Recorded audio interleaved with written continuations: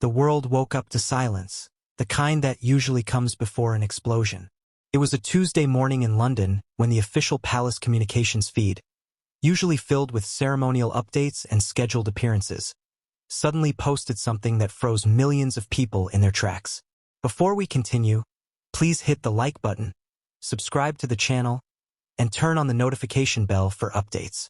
The message was short, almost restrained in tone, but the implications were thunderous. Following recent internal confirmations, His Majesty King Charles III acknowledges discrepancies regarding the lineage of the young Archie Harrison Mountbatten-Windsor. The palace requests privacy as the family addresses this matter. For a few minutes, the internet didn't know how to react. News agencies hesitated, unsure whether the post was authentic or hacked. Then, as major networks confirmed it, the digital shockwave spread across every corner of the globe. A final statement, as the palace later described it, had been issued, one that admitted, in carefully chosen words, that the royal family had verified a DNA confirmation connected to Meghan Markle and her son. People didn't need to read between the lines. The lines themselves screamed. Within hours, headlines rolled across screens from London to Los Angeles. Palace confirms DNA shock. Discrepancies in Archie's lineage. Commentators gasped on live television. Anchors shuffled through hastily printed notes. And social media became a battlefield of disbelief, rage, and fascination. What had started as a rumor whispered by anonymous insiders had now become an official royal crisis. The public had always been divided about Meghan Markle. To some, she was the modern rebel who challenged royal stiffness, a woman who forced centuries of tradition to confront questions of race, equality, and personal freedom. To others, she was the disruptor, the American actress who had brought chaos to one of the most structured institutions on earth. But even her most vocal critics never imagined a revelation like this. The notion that there could be a discrepancy in her child's lineage was beyond scandal. It was existential for the monarchy itself. Inside Buckingham Palace, the atmosphere was reportedly suffocating. Staff who had spent decades in quiet professionalism now found themselves avoiding eye contact in hallways. The communications department was under lockdown. Phones were confiscated, and no one was allowed to leave the West Wing. Outside the gates, journalists shouted questions into the cold October air, their voices swallowed by the sounds of camera shutters. The story had already been building for weeks before the statement. Rumors of a DNA confirmation had started to circulate in small, cautious whispers. It began, allegedly, with an internal review ordered by senior palace advisors after inconsistencies were found in private records connected to Archie's early years. What those inconsistencies were, no one would publicly say. But insiders described them as impossible to ignore. Then came the alleged leak, a claim that independent DNA verification had been quietly conducted, with results shared only among a handful of senior royals. The palace denied involvement at the time, calling the claims baseless. Yet, the tone of denial was curiously soft, a far cry from the fiery rejections the royal family was known for when addressing falsehoods. That was the first sign something was different. By the time the palace issued its final statement, the world had already made up its mind. Millions were convinced that something monumental had been confirmed, something that King Charles himself could no longer conceal. The phrasing discrepancies in lineage became a global talking point. Legal analysts debated what it meant for succession. Biographers speculated about the strain it would put on the king's already fragile relationship with Prince Harry. But beneath the headlines, one haunting question lingered. What did this mean for Meghan Markle? For years, she had carefully built a life beyond the monarchy. A life of brand deals, California sunshine, and selective appearances with Harry. Yet, the shadow of royal scrutiny never left her. And now, that shadow had become a storm cloud. The narrative shifted overnight from fashion and charity work to something far darker, the question of motherhood itself. In the United Kingdom, royal lineage is more than family history. It is constitutional currency. Every royal birth, marriage, and name carries legal weight in the fabric of the nation.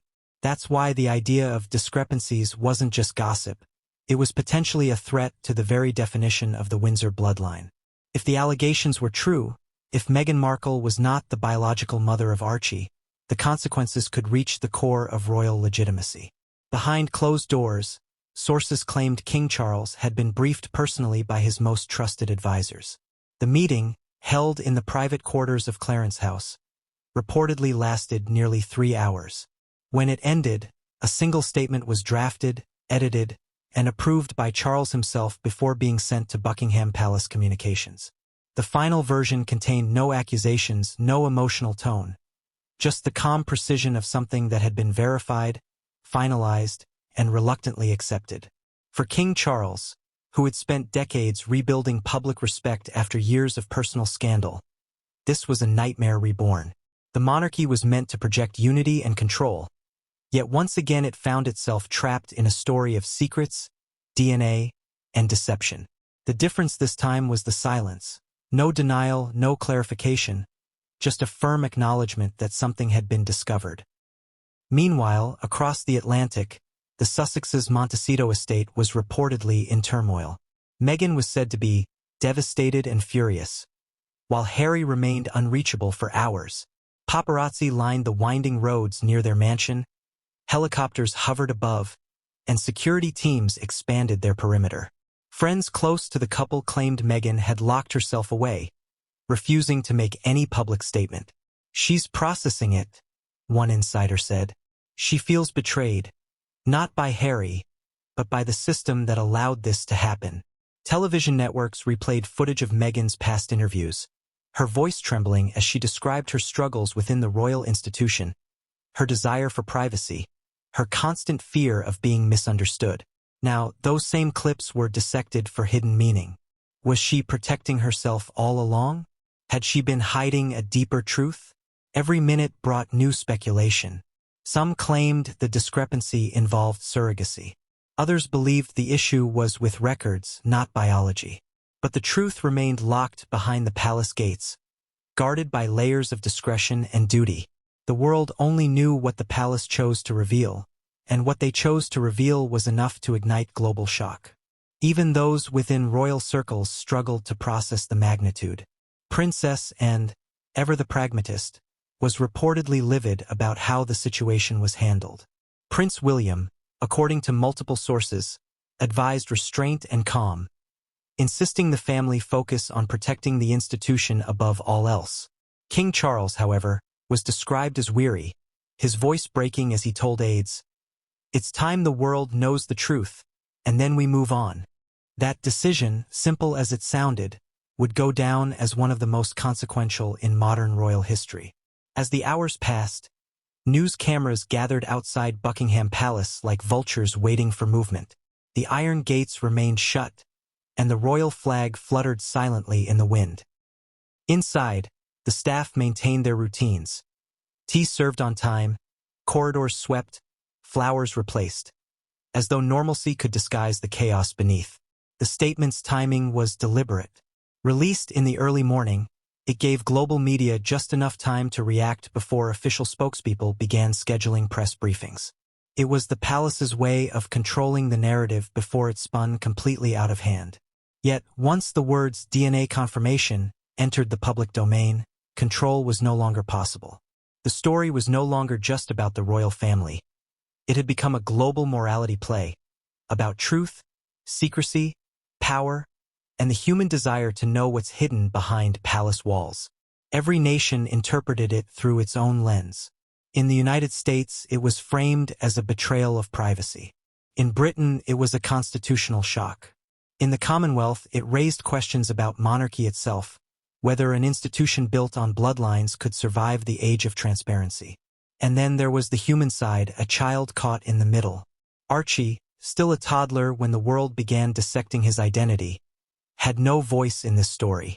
Yet his name had become a symbol of something larger, a test of truth, a measure of accountability, and perhaps a reflection of a family that had tried too hard to be both royal and ordinary. As night fell over London, Buckingham Palace lights remained on. Staff moved quietly, preparing for the next day's press storm. Somewhere inside, the king sat alone in his private study, staring at the document he had signed, the statement that could not be undone. In California, Meghan stared at her reflection, wondering how the story she once believed she could control had now slipped beyond her reach. By morning, the narrative had shifted from disbelief to analysis.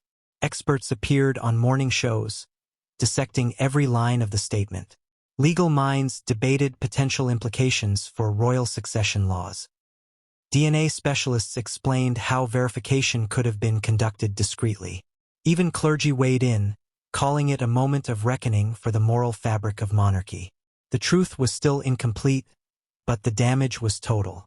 The palace had spoken, and silence was no longer protection.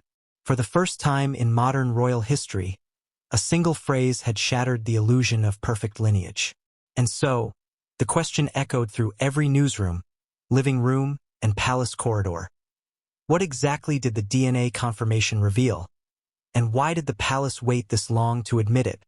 That question, and the layers of secrets surrounding it, would soon unravel into one of the most explosive royal sagas ever told. It began quietly, almost too quietly, as most royal storms do. Long before the palace's final statement, before the world even sensed the tremor beneath the calm surface, there were signs, subtle, deliberate, and unsettling. The first came not from the grand halls of Buckingham or the golden corridors of Clarence House, but from whispers among the lower staff, those who noticed things others didn't. A courier's route suddenly changed. A sealed envelope delivered not by the usual hand but by a private agent. A meeting added to the king's calendar marked, "Private council only." To outsiders, these meant nothing. Inside the royal system, they meant everything. The monarchy runs on patterns, every day calculated to the minute. When the rhythm changes, even slightly, those who have served long enough feel it in their bones. And by late September, the rhythm of the royal household had begun to falter. The media noticed first when Buckingham Palace cancelled 2 minor public appearances, citing scheduling conflicts. The events were small charity visits, handshakes, photo opportunities, but they were the kind of appearances that kept the royal machine humming. When both were cancelled within 48 hours, journalists began to whisper that something was wrong. At first, the speculation revolved around King Charles's health. Then it shifted to Prince William, who had been unusually quiet for weeks. But when it was confirmed that both the king and prince were in separate meetings at the same time, the rumor mill found its focus. The Sussex issue was back on the table. Meghan and Harry had been out of the royal picture for years, living their independent life in California, yet somehow their names never left the headlines. Their decisions, their deals, their public comments, all of it remained under scrutiny. The family's silence toward them was deliberate, cultivated as part of a strategy to let public fatigue bury the tension. But when the DNA story started to circulate on underground forums and anonymous tabloids, that silence became dangerous. The first digital spark came from an obscure post on a European blog known for royal gossip. It claimed that a confidential verification process, involving a high-ranking royal child, had reached a complicated conclusion. The post was vague, almost coded, but within hours it was picked up and reworded by larger outlets. By the next morning, phrases like genetic irregularities and internal review began appearing on social media timelines, attached to pictures of Meghan Markle and Archie. The palace's communications team was caught off guard. They had handled countless rumors before. Affairs, family disputes, financial scandals, but this one was different. This one had language too specific to ignore. DNA confirmation was not a phrase anyone used lightly. It implied science, evidence, and undeniable truth. In the days that followed, the royal press office scrambled. Statements were drafted and discarded. Advisors debated whether to ignore the rumors entirely or issue a denial. King Charles reportedly refused to comment publicly until he had been briefed with verified information. That delay, though strategic, left a dangerous vacuum. One that the media filled instantly with speculation. As the chatter grew, the palace tightened its grip on internal information. Senior aides were required to sign additional confidentiality documents. Meetings were held in person only, no digital notes allowed. Even veteran staffers, loyal to the crown for decades, were excluded from briefings. The secrecy created unease among employees who sensed something monumental was unfolding behind closed doors. Meanwhile, across the Atlantic, the Sussex's team was also noticing the shift.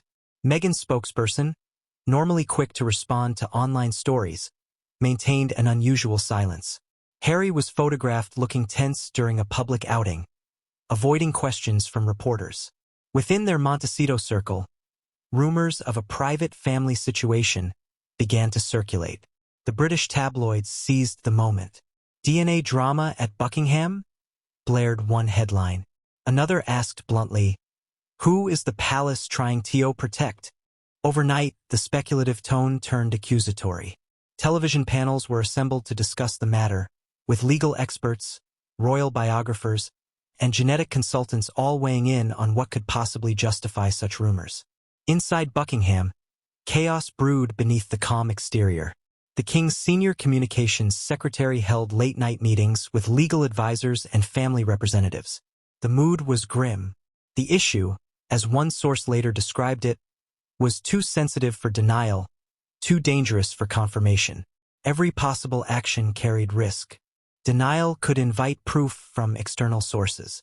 Admission could destroy trust in the institution. For over a week, the palace said nothing. That silence, meant to contain the situation, did the opposite, it amplified it. Social media theories multiplied, each more elaborate than the last. Some claimed Meghan had used a surrogate without royal consent. Others suggested tampered documentation or hidden medical details. The online frenzy became uncontrollable. Then came the leak. A journalist from a major British paper published what she described as verified information from a confidential insider.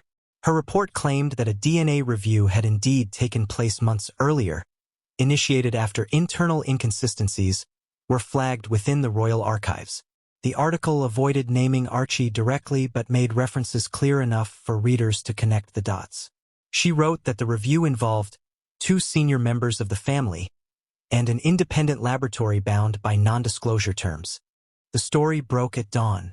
Within hours, the article had been read by millions. The palace still refused to comment, but by midday, news cameras surrounded Buckingham's main gates. Crowds gathered with signs demanding truth. Some shouted in support of Meghan. Others demanded her titles be stripped.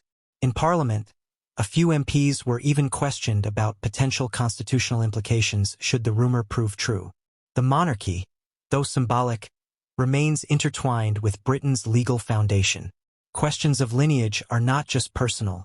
They affect national identity, inheritance, and law. The pressure grew unbearable. Behind palace doors, King Charles convened an emergency council. Those present included his private secretary, the Lord Chamberlain, legal representatives, and 2 unnamed advisors. Prince William was briefed separately. According to sources close to the meeting, Charles asked a single question before any documents were shown. Is it verified? The answer was yes. That was the moment the silence began to shift toward a plan.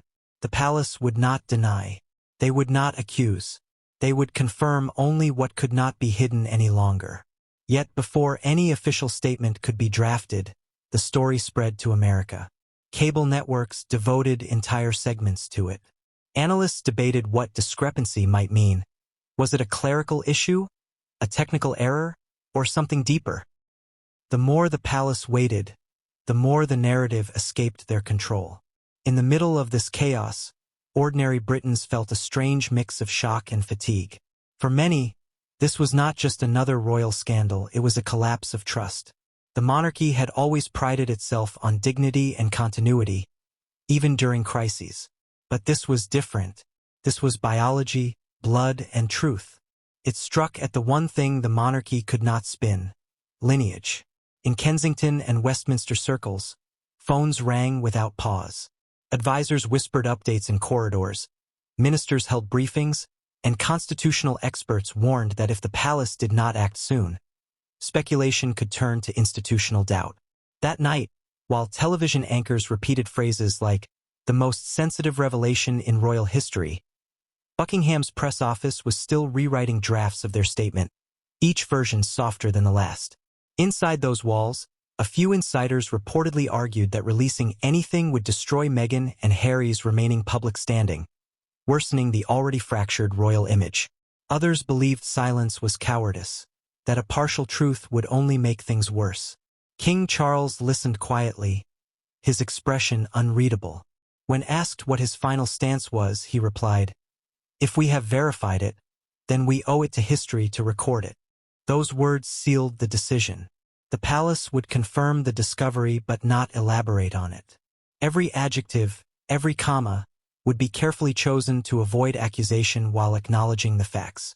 The tone had to be solemn yet measured, enough to suggest transparency without inviting deeper scrutiny. The communications team worked through the night. Drafts were printed, reviewed, and destroyed. By morning, the king had signed off on one version. A few paragraphs long, stripped of emotion, built for precision.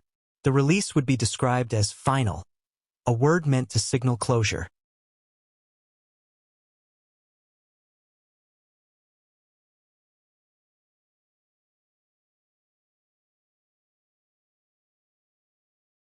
As the statement's scheduled time approached, staff lined the corridors, waiting in silence.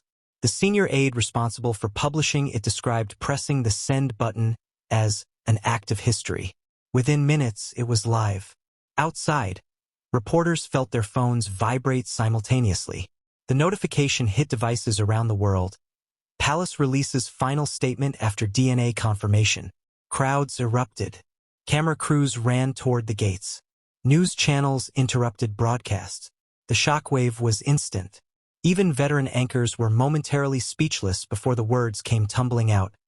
King Charles acknowledges discrepancies in Archie's lineage. In that instant, the whispers became reality. The rumor became truth. The monarchy had spoken. By the end of that day, the palace's lawns were covered with reporters. Helicopters hovered overhead, broadcasting live shots of the royal balcony as though expecting someone to appear. Inside, King Charles retreated to his private study, closing the door behind him. He knew what the world was saying. He knew this wasn't merely about DNA. It was about trust, secrecy, and the future of the crown. For decades, he had watched the monarchy survive every kind of scandal, from affairs to political blunders. But this was different. This one could not be buried in time or reputation. It was scientific, documented, irreversible. That night, the palace went dark except for a single light in the East Wing, where aides continued to monitor the flood of reactions. Across the ocean, Meghan and Harry faced the world's questions without answers. Reporters waited outside their Montecito home as the couple's representatives offered only silence. And though no one in either country knew it yet, the storm had only just begun. The palace had issued its final statement, but the world wanted far more than finality. It wanted truth, and truth, once released, has no master. The morning the royal statement was released will forever be remembered as one of the most surreal days in modern British history. The sun rose over London like it always did, but the city felt eerily still. Even before official news channels picked it up, the digital heartbeat of the internet pulsed with a single question that stretched across continents. What had the palace confirmed? At precisely 9 a.m. London time, the official royal communications page updated its banner. A plain background, the royal crest embossed in gold, and a statement with no signatures, no photographs, just text. The simplicity of it made it more powerful. There was no attempt to soften it with ceremonial language or traditional phrases. It began directly, almost coldly, following confirmation of certain biological discrepancies concerning the lineage of the young Archie Harrison Mountbatten Windsor. His Majesty the King has instructed the release of this final statement to preserve the integrity of the crown. No denial, no euphemisms, just the unvarnished reality of acknowledgement. Within minutes, newsrooms erupted. Editors shouted across rooms. Producers scrambled to rearrange broadcasts. Anchors rehearsed lines of disbelief before the cameras even rolled. The BBC switched to continuous live coverage, labeling it the Royal DNA Confirmation. Sky News deployed helicopters above Buckingham Palace. CNN, Fox, and Al Jazeera cut to breaking news coverage, each with its own angle, but all circling one central truth. The palace had confirmed the unthinkable. The first reactions came from confusion. Even seasoned journalists were unsure how to interpret the phrase biological discrepancies. Did it mean a testing error? A misinterpretation of data? Or something deeper? Something that confirmed years of speculation about Archie's true parentage? The ambiguity was deliberate, crafted by royal aides to acknowledge the storm without naming its cause. Yet that precision created its own chaos. The world began filling in the blanks. Every television panel became a courtroom. Experts were brought in to analyze every word of the statement. Linguists dissected phrasing, saying the word discrepancy implied confirmation rather than suspicion. Legal experts pointed out that by using the term lineage, the palace had connected the matter directly to bloodline and inheritance, an acknowledgement that could carry constitutional weight. And somewhere in the middle of this analysis, the emotional gravity began to sink in. For the monarchy, lineage is sacred. It is the lifeblood of continuity, the unbroken thread that justifies royal authority. To question it publicly, even in such guarded language, was to expose a vulnerability the institution had avoided for centuries. The statement had crossed a line that no previous monarch had dared to approach, acknowledging uncertainty in the royal blood itself. Outside Buckingham Palace, the crowd doubled by the hour. By midday, thousands had gathered. Journalists, royal watchers, critics, tourists, all pressed against the black iron gates, waiting for movement. Some held signs demanding answers. Others simply stood in silence, their faces frozen in disbelief. Reporters shouted questions that no one inside would answer. The palace, as always, chose silence over dialogue. Inside the palace, however, silence was far from calm. The moment the statement was published, a wave of internal messages spread among senior staff. Phones buzzed non-stop. Press officers fielded hundreds of calls from media outlets across the world. The king's private secretary moved between offices, issuing instructions on who could speak and who could not. Every word leaving the palace had to be approved. In the private quarters, King Charles sat with a copy of the statement printed on heavy parchment paper. He had read it a dozen times already, but he stared at it again, his fingers tracing the royal crest at the top. The words were his, carefully chosen, yet they carried a finality he hadn't expected to feel so deeply. He had always known his reign would be tested, but not like this. Not by something that struck at the foundation of family and truth. According to those close to him, Charles did not speak for several minutes after signing the release. When he finally did, his voice was low and deliberate. "This ends here," he said. "No interviews, no speculation. The palace speaks once, and then never again." The decision to call it a final statement was no coincidence. In royal language, finality is rare. It signals the end of conversation, the closing of a door. Yet the public, driven by curiosity and shock, interpreted it as a challenge, a sign that something more was being hidden. Across London, journalists dissected the timeline. They connected the statement to previous rumors of DNA verification, to legal consultations between royal lawyers and private laboratories. By the afternoon, investigative reporters were broadcasting theories suggesting that the tests had been conducted months earlier under a codename project within royal archives. None of these details were confirmed, but in the absence of clarity, speculation became truth. Then came the emotional wave. Former palace staffers, royal biographers, and commentators filled television screens, sharing anecdotes and memories. Some defended Meghan, calling the statement a cruel and unnecessary humiliation. Others argued that the king had no choice, that the monarchy could not afford to live under suspicion. The nation was divided once more, split between those who saw Meghan as a victim and those who believed the monarchy had finally revealed the truth. In Montecito, the silence was deafening. Reporters stationed near the Sussex home said there was no movement all day. Friends of the couple, when contacted for comment, refused to speak. The only statement from their representatives came in the form of a brief email. "The Duke and Duchess of Sussex will not be issuing a comment at this time." It said nothing, but the lack of denial spoke volumes. That evening, British television broadcast footage of the king's car leaving Buckingham Palace. The images showed him alone in the back seat, expression grave, eyes down. Commentators speculated endlessly. Had he spoken to Harry? Was there a confrontation? Did the family already know? No one could say. Inside the palace, a different kind of meeting was taking place. Senior advisors and press secretaries gathered to plan how to handle the next 72 hours, the critical window after a royal statement when global media attention peaks. The goal was simple: maintain control. No interviews, no leaks, no clarifications. If questioned, staff were to repeat the same phrase. The palace has issued a final statement. There will be no further comment. But control was already slipping. Across social media, theories multiplied. Hashtags like #ArchieDNA, #Royal Discrepancy, and #Palace Statement trended worldwide. TikTok and YouTube filled with video breakdowns, some rational, others wild.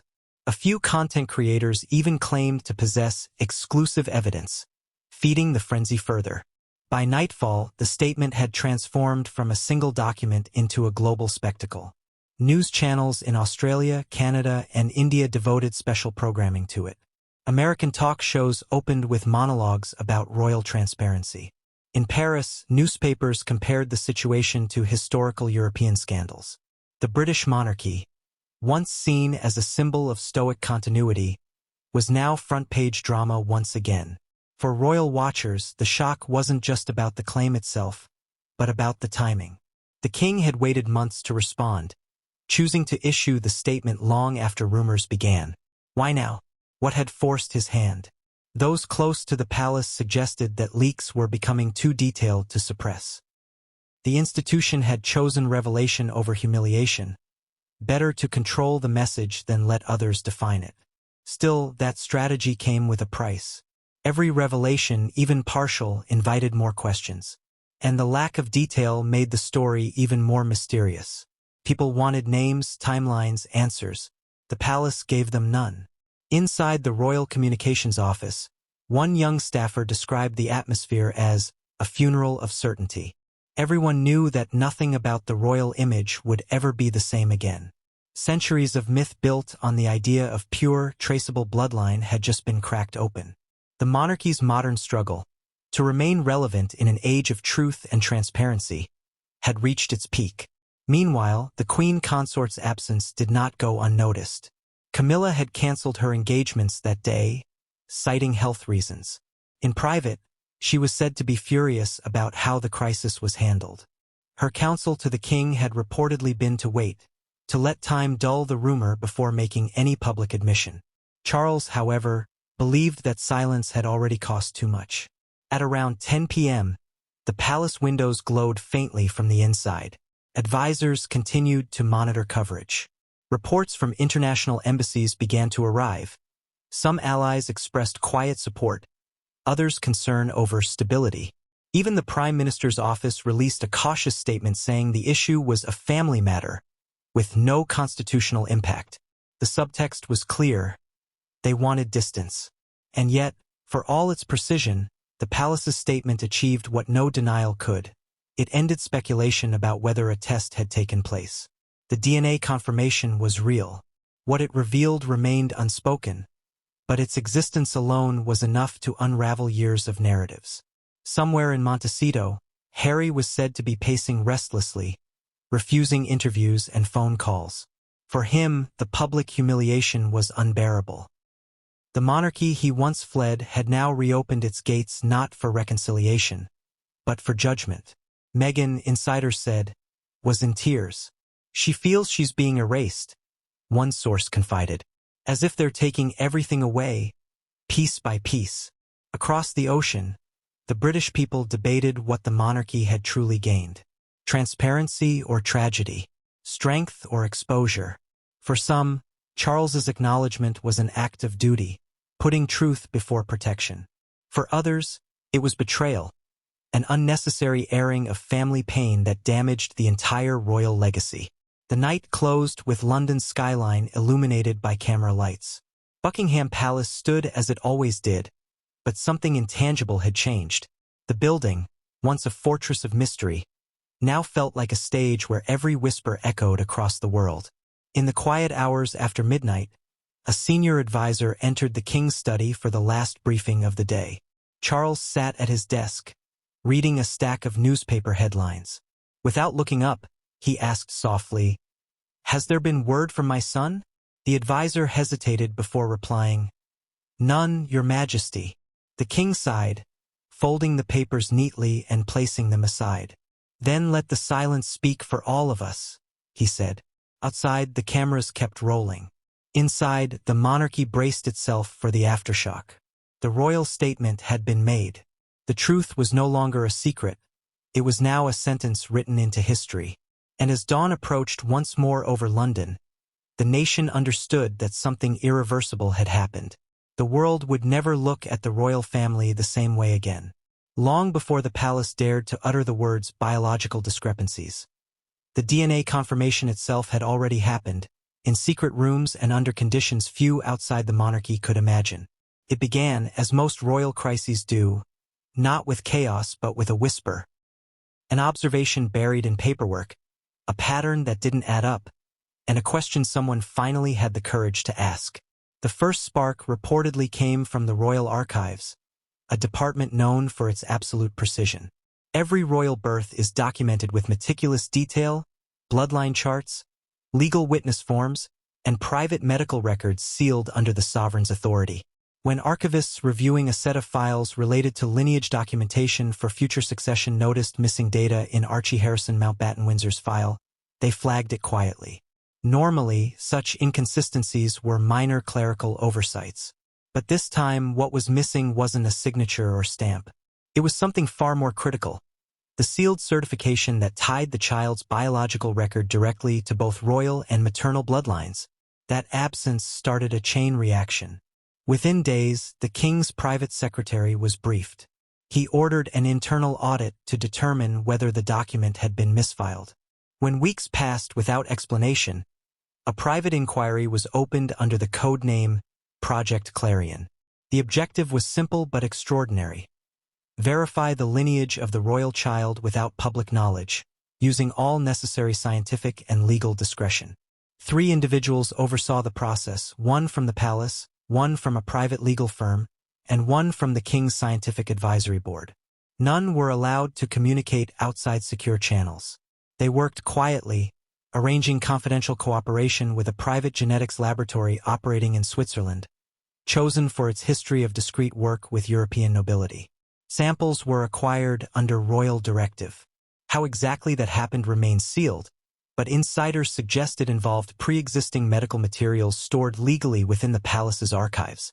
To ensure impartiality, a control sample from the king's known DNA profile was provided for verification.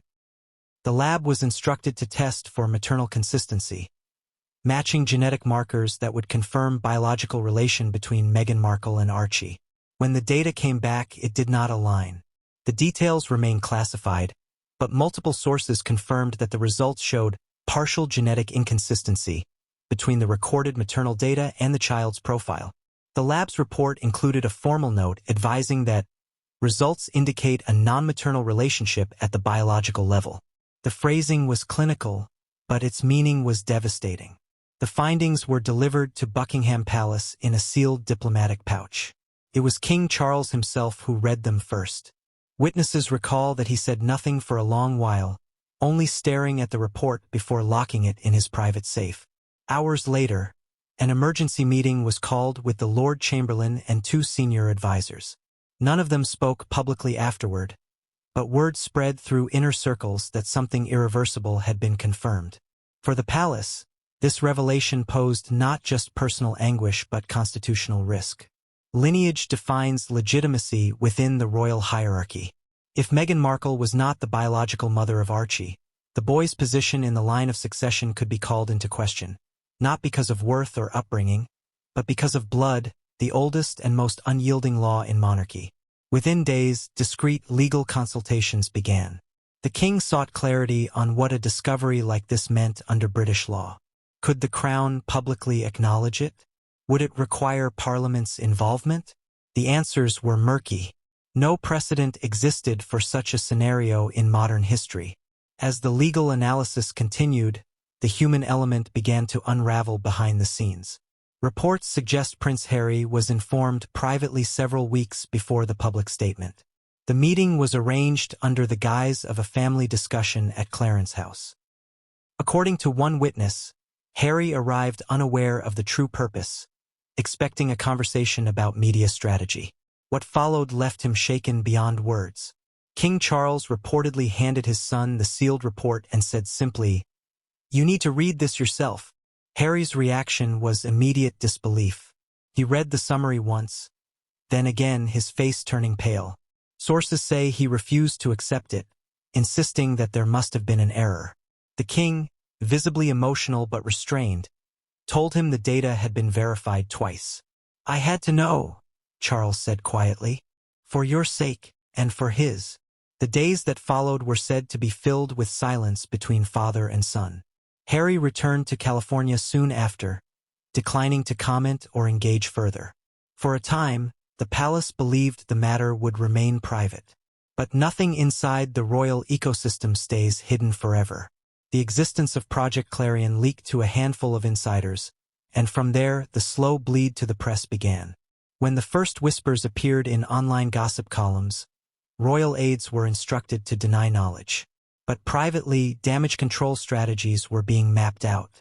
The king's legal counsel recommended preparing a controlled acknowledgement before rumors spiraled.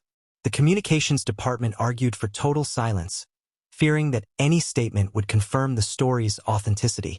The debate went on for weeks, with the weight of truth pressing heavier by the day.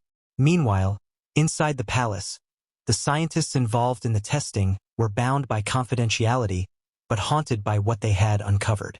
For professionals accustomed to data and numbers, the emotional gravity of their results was hard to ignore. One consultant reportedly said, "We didn't just confirm a scientific fact, we broke a family. Outside those walls, none of this was known."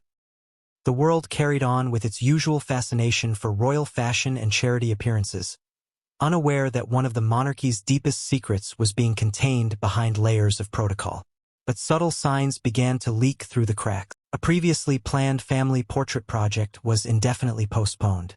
And when reporters asked why the Sussex children were not included in certain ceremonial planning discussions, no clear answer was given. By early autumn, the secret was impossible to contain. An anonymous informant tipped off a senior journalist, claiming to have knowledge of a confirmed scientific report relating to the royal family. The palace attempted to trace the leak but failed. By then, at least 3 separate reporters had begun investigating the same rumor from different sources. The window for secrecy had closed. Inside his private quarters, King Charles prepared for the inevitable. Those close to him describe a man burdened not by scandal but by sorrow, a father who had chosen transparency not out of cruelty but out of necessity. The monarchy, he believed, could withstand scrutiny, but it could not survive lies. "The truth is painful," he reportedly told his advisors. "But pain is temporary. Deception corrodes forever." The final verification report was stored in the royal archives under restricted classification. Only 4 individuals had direct access. A summary was prepared for legal and constitutional reference, stripped of personal identifiers but retaining the essential conclusion. It was this document, the verified confirmation of genetic inconsistency, that formed the backbone of the later palace statement.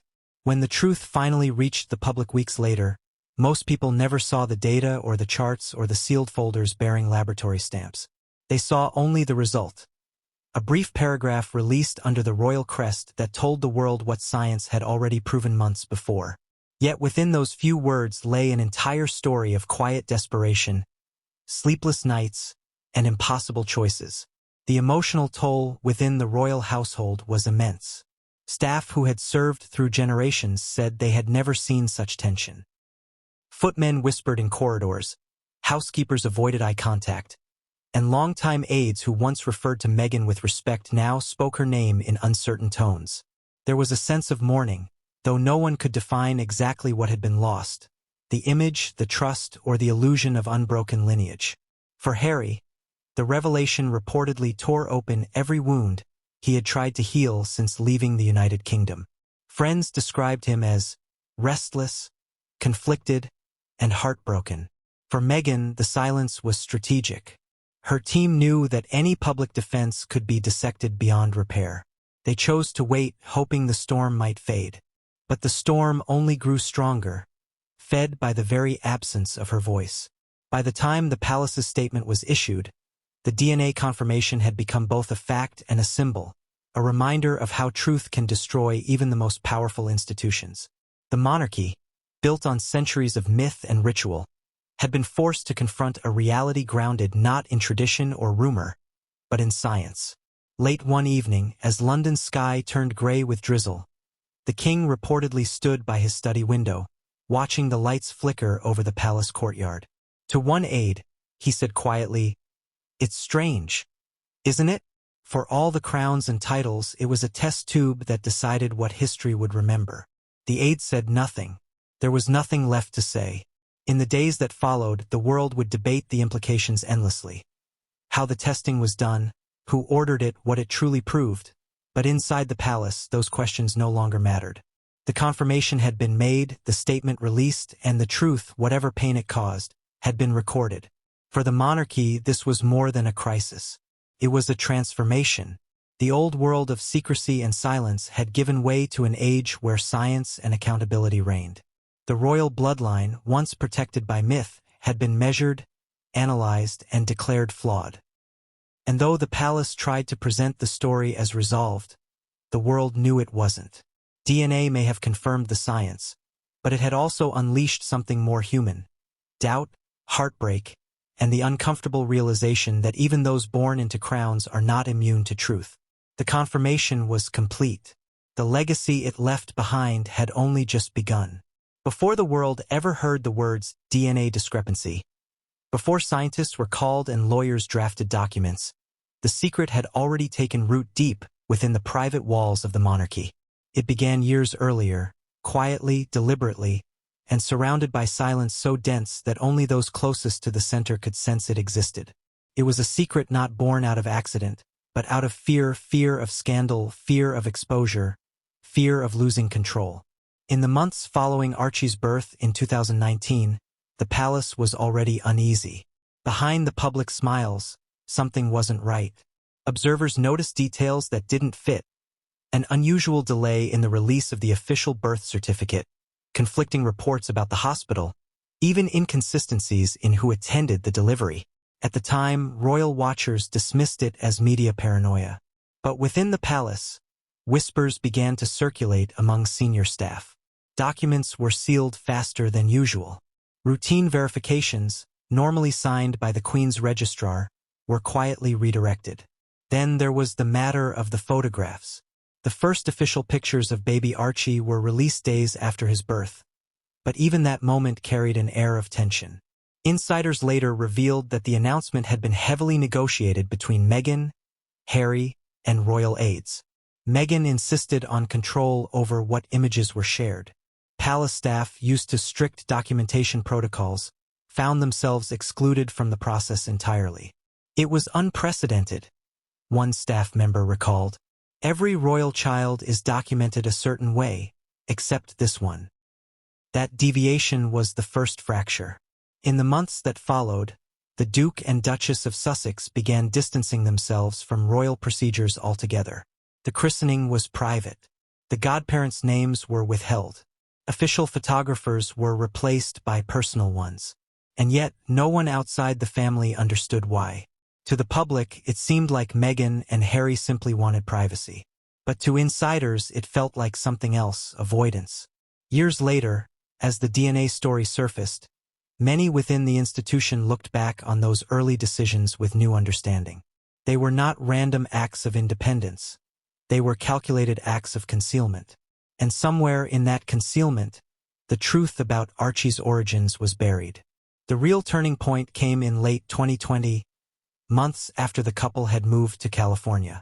While the world believed the Megxit story was about media harassment and family tension, there was another layer beneath: private legal exchanges between the palace and the Sussexes regarding documentation related to the royal archives. The king's advisors had requested a certified copy of certain medical and legal records for archival purposes, as required by royal succession law. What they received instead was a carefully worded refusal. The letter, sent from Meghan's US-based legal team, cited privacy and non-disclosure provisions under American jurisdiction. The phrasing shocked the palace. Never in history had a member of the royal family invoked foreign privacy laws against the crown. The refusal raised more questions than answers, and for the first time Charles, then still Prince of Wales, began to suspect there was something being withheld. He ordered a quiet review. The review uncovered inconsistencies in the chain of record custody. It appeared that some documents related to Archie's birth had been replaced by secondary versions, filed later and signed under differing dates. That discovery led to the creation of a secret file labeled Restricted, Private Counsel Only. Within that file lay correspondence that would, in time, become the foundation for everything that followed. Among those documents was a letter, handwritten, sealed in wax, and delivered to Clarence House through private courier. It was from Meghan. The letter was described as calm but defiant. In it, Meghan expressed frustration with constant invasions into her personal life and decisions as a mother. But there was one line that stood out, one that later gained legendary status within royal circles. "I did what I had to do to protect my child." To the palace, those words sounded ominous. Protect from what? From whom? The letter provided no explanation, and Meghan refused to elaborate. For Charles, it marked the moment he realized the issue was no longer about media control or privacy. It was about truth. Months passed. The Queen, though elderly, was reportedly aware of certain complications regarding the Sussex household. She kept her counsel, unwilling to intervene publicly. But when whispers of unverified documents began to circulate among senior courtiers, she allegedly instructed that the matter be handled discreetly but firmly. That order led to the formation of the secret council that would later authorize the DNA verification. It was not a spontaneous reaction to tabloid rumors. It was a response to years of irregularities that had finally converged into a single, unavoidable question. Who exactly was being protected? By the time the Queen passed away, the mystery remained unresolved. Charles, now king, inherited not just a throne but a file of sealed correspondence that contained the unanswered questions of his mother's final years. Those letters became his burden, his test. One advisor described the king's demeanor after reviewing them. He looked like a man who had just learned the truth about something he'd always suspected but hoped wasn't real. The deeper the palace dug, the clearer it became that Meghan's relationship with certain private legal entities in California was far more complex than anyone realized. The firm representing her was linked to specialists in reproductive and surrogacy law, a coincidence that alarmed royal attorneys. When they attempted to verify medical documentation from the time of Archie's birth, they encountered restricted access notices citing client confidentiality. That discovery reignited the internal investigation. It was no longer about rumor, it was about verification. The palace had to know whether the royal line, the constitutional bloodline of the United Kingdom, was based on a fabrication. Behind the scenes, the operation was ruthless in its secrecy. Only a handful of people even knew it existed. The documents were stored in a coded archive under restricted access, the same vault that houses royal wills and classified state correspondences. Staff involved in the inquiry were warned that any disclosure would be treated as treason under the Official Secrets Act. But secrets, no matter how carefully guarded, have a way of bleeding through walls. By late 2022, rumors reached the media through unnamed California sources. There were claims that Meghan had used a gestational carrier, that her name on the birth certificate was purely legal, not biological.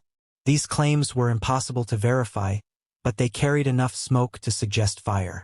When the king received confirmation of the DNA findings months later, those whispers suddenly made sense. The secret that started it all wasn't simply a matter of missing paperwork. It was an arrangement buried under layers of legality and silence, protected by 2 continents and 2 systems of law. What made the revelation so devastating wasn't just the act itself, but the motive behind it. According to royal insiders, Meghan's alleged decision had been driven not by deceit, but by desperation. She had faced enormous pressure, medical complications, and scrutiny unlike any royal bride before her. The fear of failure, of public humiliation, may have driven her to make choices she believed would protect her family. But in doing so, she created a secret that would one day threaten to destroy everything she built. For years, the palace pretended not to know. Courtiers maintained the illusion of normalcy. Official portraits were approved. Titles were printed. The monarchy continued, its grand image untouched. But within the archives, the truth waited, patient, undeniable, and waiting for the right moment to surface. When that moment came, it was not through confrontation, but through quiet acknowledgement.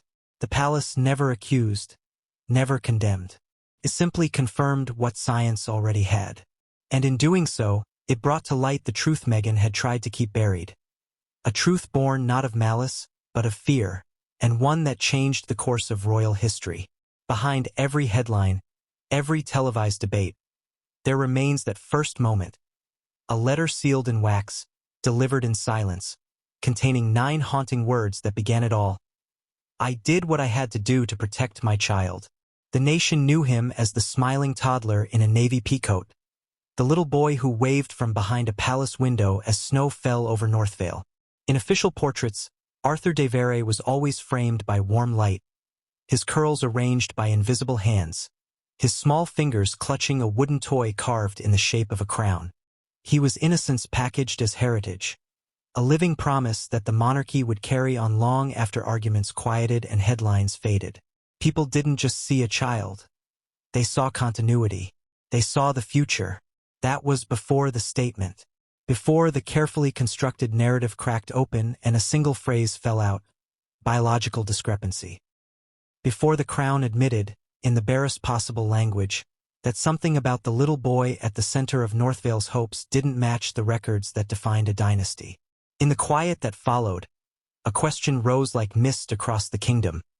Who, exactly, is Arthur?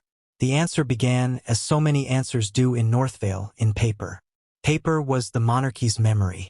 It stacked in vaults, sealed in drawers, filed under customs older than most countries. When the archivists lifted Arthur's file from the shelf, it should have been heavy with certainties. The private registrar's attestation, medical confirmations, genealogical charts interlaced like vines.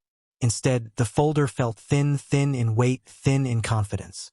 It was there that the first absence revealed itself, not as a missing line but as a quiet space where a specific document ought to have been. Outside the archive vaults, the world pressed its face to the glass.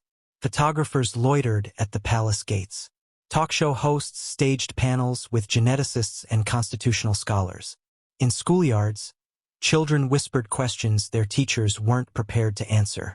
Arthur's classmates asked why he hadn't come in, whether he was sick. Their parents redirected the conversation toward homework and snack time, but the question lingered like a shadow on the playground. Who is he? Inside the palace, the question fractured into 3. Who is Arthur legally? Who is he historically? And who is he to himself? The legal answer is ink. When Arthur's birth was recorded, the registry recognized him as the lawful son of Prince Henry of Northvale and Lady Marina de Vere. The name was entered. The certificate was sealed. Under the law, that document held weight. If paper is the state's faith, then a birth certificate is its creed. But law is not lineage, and that is where the second answer begins. The historical answer is blood. Northvale's monarchy had never written its legitimacy on parchment alone. It was written in a language older than any court, chromosomes and inheritance, the quiet math of existence. The crown's myths, its ceremonies and oaths, all curled around the idea that those who wore it were bound to those who had worn it before. This is why the word discrepancy felt like a bell tolling over the country. It said, without saying, that something in that ancient language did not translate cleanly to Arthur. The third answer is the one no document can hold.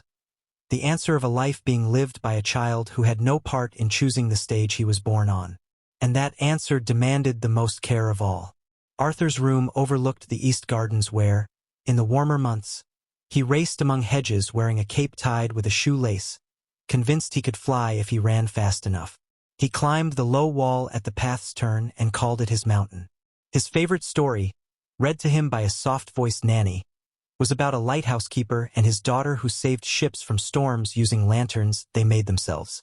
He had a new bicycle with training wheels, painted green, the same green as the palace gates. He believed the gates were green because green was lucky. When the palace issued its final statement, the staff were instructed to keep Arthur's day unchanged. Breakfast at 8, lessons at 9, a nap after lunch, a walk at 3 if the weather held. Routine as refuge.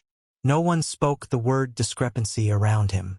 Children learned their own language for adult storms by reading faces, not dictionaries. The faces stayed calm. But the world beyond his timetable rearranged itself around him. The school postponed his return. The family portraits were removed from the corridor that led to the state drawing room.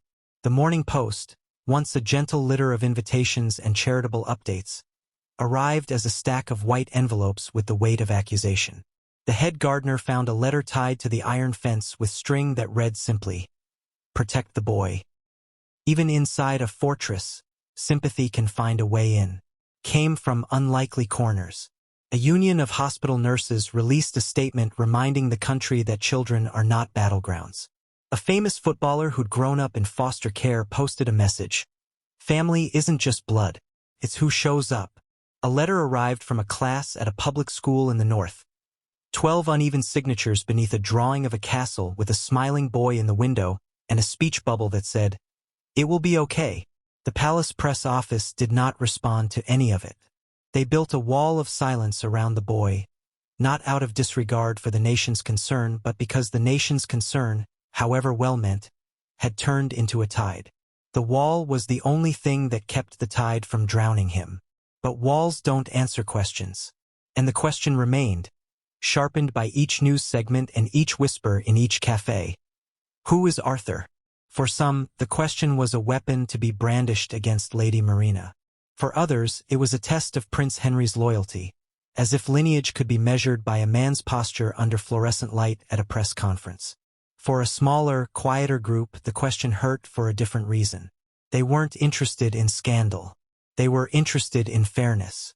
If the monarchy had been granted authority in exchange for a promise of unbroken truth, what happened when that promise faltered? Could a modern crown hold power if its foundation relied on something as old-fashioned as blood? The king, in the privacy of his study, didn't ask it that way. He asked it as a grandfather. He set aside the genealogies, the summaries, the legal briefs. He pictured the boy as he knew him. A small hand tugging at his sleeve during a garden walk, a giggle when a robin landed near the fountain, the way Arthur counted the buttons on his coat before putting it on.